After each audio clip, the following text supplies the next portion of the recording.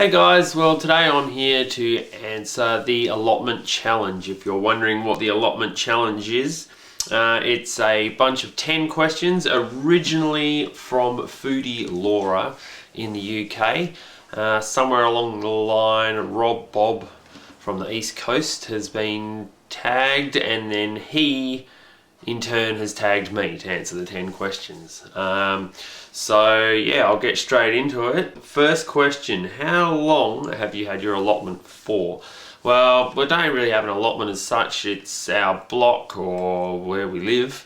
When we moved in 2001. So we've been here a long time. The vegetable garden actually though I did not start working on that until 2010. So yeah, pretty much this house was my granddad's house. He passed away. My mum and my uncle gave me the opportunity to buy the property, which I took up. So yeah, went from there. Second question, how long did you have to wait for your allotment?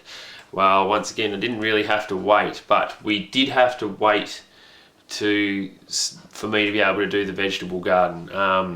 Basically, I think it was about 2008, 2007, I can't remember. We went up north. We went and lived up in a place called Karratha. So we rented the house out for 2.5 years. Then when we returned in 2010, had a lot of time up there to plan what I wanted to do with the garden and what I wanted to establish. And once we moved back in and we knew we were staying, that's when I started working on the garden. Question 3, where did you learn about gardening? Definitely from my mum. Not that at my house when I was a kid we didn't have a vegetable garden, but mum has lots of pot plants and she was right into plants and gardening, and I quite often got the job of watering or helping her pot up. Also my grandma, I remember she had large passion fruit out the back. She didn't have a vegetable garden, but she had a really good passion fruit and a lot of native plants in her garden, and I used to have to go around there and water and garden and alike. And then later, once I started to build the vegetable garden, I guess I learned a lot from Mr. Rob Bob, who tagged me in this video. I stumbled across his videos with the shade house and other bits and pieces.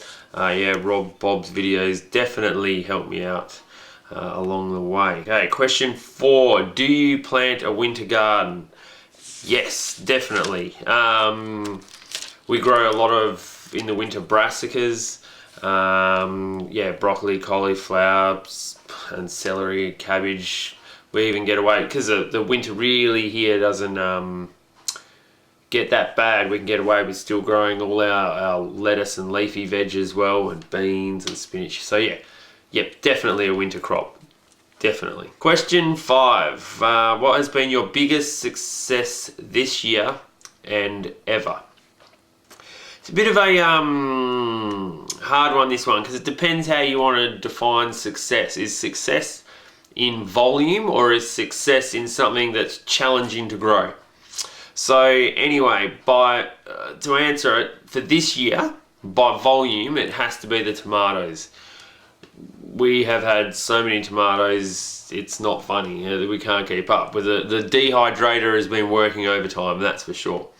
And if you're talking hard to grow and something that really shouldn't be growing in this environment, I guess, definitely having a crop this year of bananas, edible bananas. Even though they were small, they were delicious and sweet and edible. And the pineapples. So tropical fruit, growing tropical fruit in Perth, when you get so many people that say it can't be done and you try it and it works, yeah, it's very, very gratifying. And overall, if you're talking now overall for best crop, I would say, I think it was 2 years ago, our winter crop in general was just huge. We blanched and freezed a lot of stuff, and we just had bumper winter crop with kale and carrots, and yeah, we had a really, really good winter crop a couple of years ago. Okay, question 6. What's been your biggest gardening disaster? Okay, definitely it was going in all guns blazing and planting citrus trees along the fence line, northern fence line out the back. I went in, planted all these citrus trees in the late summer, thinking, yeah, this will be great. Heavily shaded area, every single one of them died. And yeah, I learned a lesson there. Do your research, plan correctly. But yeah, that definitely was biggest disaster. So question 7. Do you have a tried and true crop variety that you always grow? Well, pretty much everything that's planted in my garden is a tried and true crop. We've tried lots of other little things along the way in the earlier days, especially the first couple of years, but the whole purpose of my vegetable garden is to feed my family, yeah, and get as much out of it as I can. So things along the way that I tried that didn't work, they quickly got eliminated. I'd give it 1 or 2 goes, seasons, and if it didn't work, then I stopped growing it. Or I give it a break and I try it again after a couple of years. So yeah, pretty much everything in my garden has to produce. Question 8. Are you planning on trying anything new next year? Not really as such, but I am interested in trying to get into a beehive, hopefully next year. So that's my next goal. I would like to do aquaponics and other bits and pieces, but I just know deep down I don't have the time to be able to maintain it all and that sort of thing. So, but I think, yeah, my next aim is a beehive. Okay, question 9. How do you preserve your crops? A number of ways. Quite a lot of blanch and freezing, and quite a lot of people say, but it's so cheap to buy a bag of frozen carrots from the supermarket, but there's nothing like your own. And yes, I know there's a cost of the electricity to run the freezer and this and that, but yeah, we try and save as much from our garden as we can.